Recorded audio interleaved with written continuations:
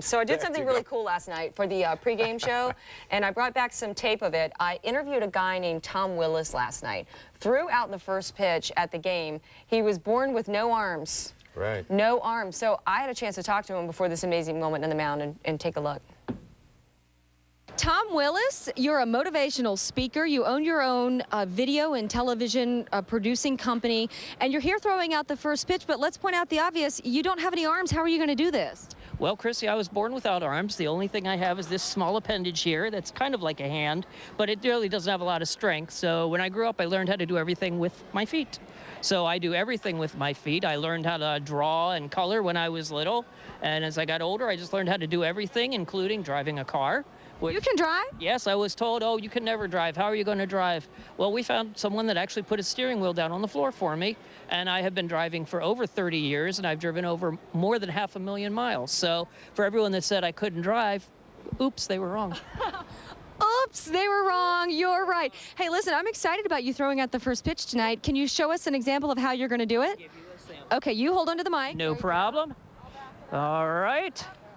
Oh, we'll give you the good wind-up and pitch this time.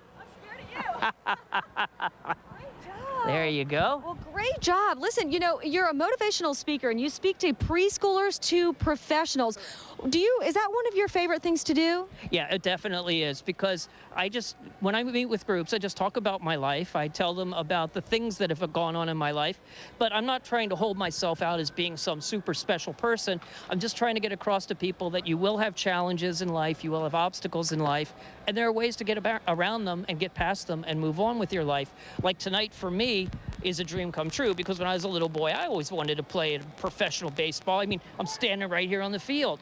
And I was always told, you'll never be able to play baseball. Obviously, you don't have hands. Well, tonight I get to go out to that mound and throw a pitch. And I know every little kid I grew up with is never going to have this opportunity. So it just goes to show that if there's something in life you really, really want, you can always find a way to achieve it. Well, I really love your message. You know, just out of curiosity, do you play sports, and did you play sports in your life? I tried out for my high school soccer team, but unfortunately my back would not allow me to do all of that running. So I ended up being the manager of our soccer team, and we won the championship that year. But I did want to find a sport where I could really play by my, be my own person, and I decided, what about bowling? So I just started bowling, and I was just throwing the ball. And in college, I took a class on bowling, and the teacher came over and said, excuse me, what are you doing? I said, well, I'm bowling. She said, no, you're not. You're throwing the ball. How are you bowling?